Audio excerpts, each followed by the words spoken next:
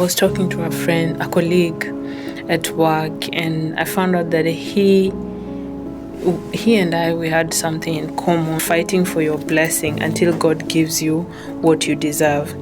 I like that he said he fasted, he prayed, he did everything that he knows to do. Then the last option was like going to war.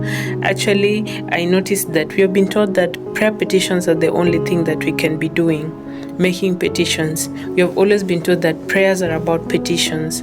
You can make a petition, but it doesn't end there. When you make a petition, you're just asking God to do something. I've noticed that prayer is not an option, it's a necessity, And when you think about it, I've noticed that there are certain things that are missing in prayer. And the Bible says that we should pray without ceasing. And men always ought to pray. The first stage of prayer is petition, yes.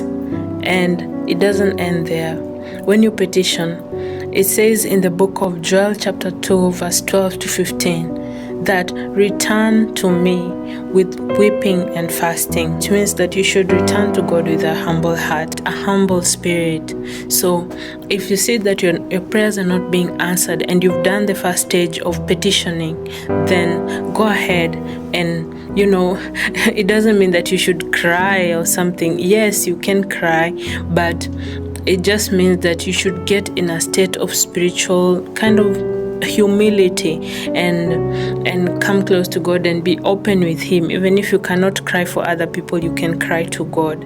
Normally, it's so funny. Sometimes I don't cry in front of people, but when it comes to God, I don't give it a chance. I pour my heart out because that's the only person that I normally talk to about everything.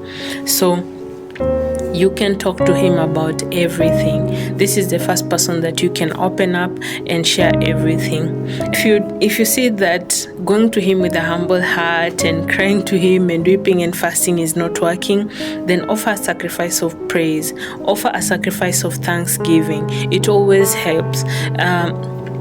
It says that even in your toughest times, just keep looking on to God.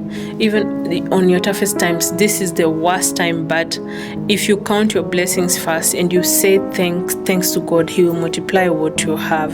And not only that, it will keep you positive and always keep you focused on the goodness of God rather than the negatives that is going around, that is happening around you. I was reading the book of Genesis chapter 32 verse 22 to 32, and I was reading the story of Jacob. I remember how Jacob wrestled with God to be able to get his blessings. He actually wrestled with an angel of God. And in verse 26, I remember the angel asked him, "Why don't you give up? Why don't you let go?" He said that I will not let go until I get my blessing. And that some of the times this is what I do. It is not easy to get that point of spiritual warfare where you can actually wrestle with God and tell Him, like, you say this, I really need my blessing, and this is it. You're not taking back the blessing that you have given unto me. So just like Jacob, I normally read that chapter. And just remember, if worst comes to worst, you can actually ask God what He said, and God can never go back on His word. That's the good thing. When God has His commands, He's normally trapped. When He says a word to you, He's trapped. There is no way. He has to do what He said. What He said He will do. So that's the good thing about God. When He says something, He will do it. It is more effective when you do fight for your blessings if you don't see them coming. I noticed that I have been doing these stages in my prayers and I didn't know I was doing them. I put a petition. If the petition doesn't work, I fast. If the fast doesn't work, I sacrifice. I sacrifice praise and I sacrifice thanksgiving or something else. If that doesn't work, I wrestle for my blessing. I war in the spirit for my blessing. And if that doesn't work, then there is a chapter I was reading, 1 Samuel, the story about Hannah, Peninnah, and Elkanah.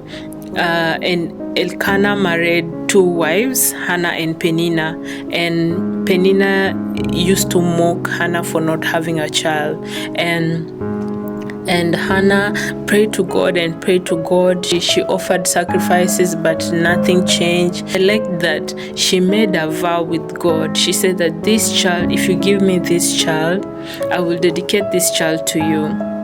I learned that, there are stages to this. If going to warfare for your blessing doesn't work, then you can make a vow. If you make a vow to God like a covenant, and you obey it, you keep working on it, there is no way that God will not give you your blessing.